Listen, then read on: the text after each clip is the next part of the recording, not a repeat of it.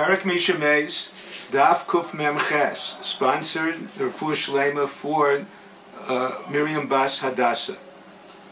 The Gemara reconciles two statements of Reb Nachman. Number one, a shchimera, a seriously ill person, cannot offer an intangible gift, such as rights to live in a house, or a non-existent gift such as fruits that have not emerged, unless he declares to give him a house to live in or a tree for its fruits.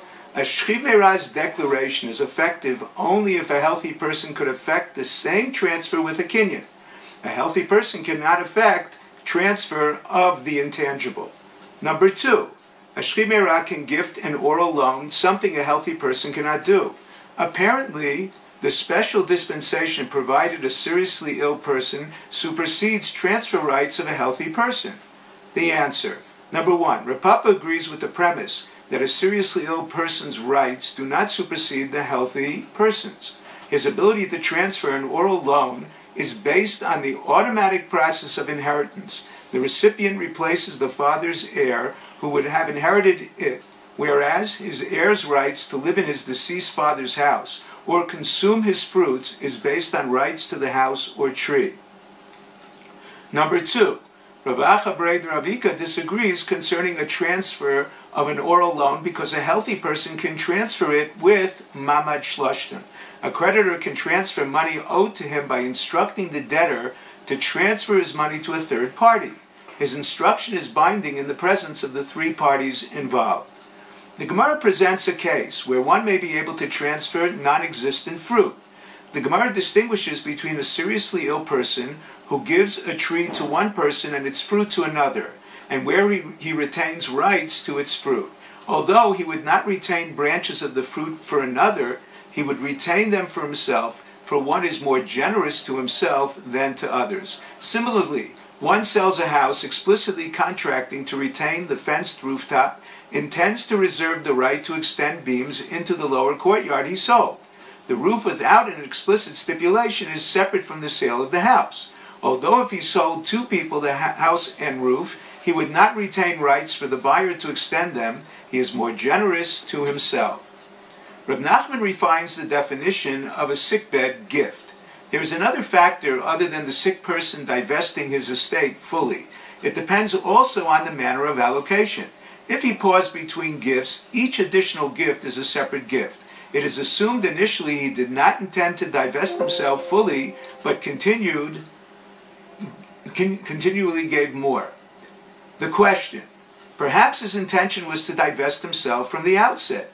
He paused to decide who gets what. The answer.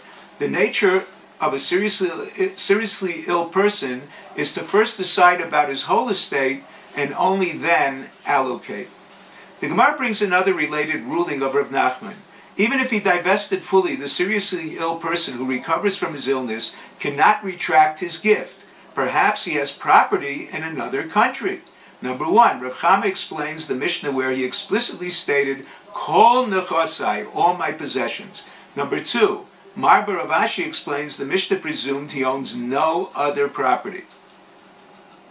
A seriously ill person is entitled to retract his first gift and give it to another. The Gemara discusses where he retracts part of his first gift. Does it invalidate the first entirely, or only the part he retracted? Essentially, does a partial retraction count as a full retraction? If a full retraction, the first recipient forfeits whether the sick person recovers or dies.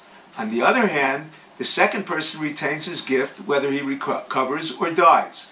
If it does not count as a full retraction and the sick person dies, both recipients retain their rights. If he recovers, neither will retain their gifts. A proof.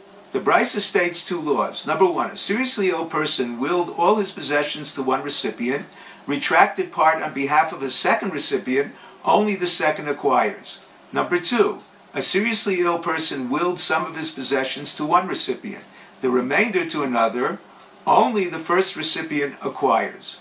Initially, the Gemara understood the first ruling where he recovered from his illness. The first recipient retains nothing because he divested himself fully and recovered, so the gift is null and void. The second was a partial gift, not qualifying as a sickbed gift. The second retains his portion even if the sick person recovers. Therefore, this brisa would not prove a partial retraction counts as a full retraction.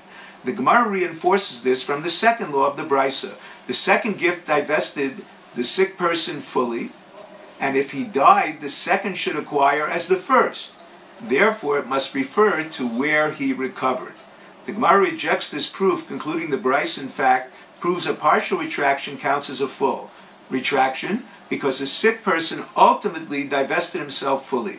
Therefore, if he recovered, neither recipient should retain his gift, whereas the brisa states the first does. The halacha, a partial retraction is deemed a full retraction. Therefore, number one, the first ruling in the brisa refers to where he recovered or died. Number two, the second ruling refers only to where he recovered. If you're enjoying Daf and 5, please click on the link below, subscribe, and become a sponsor. Thank you.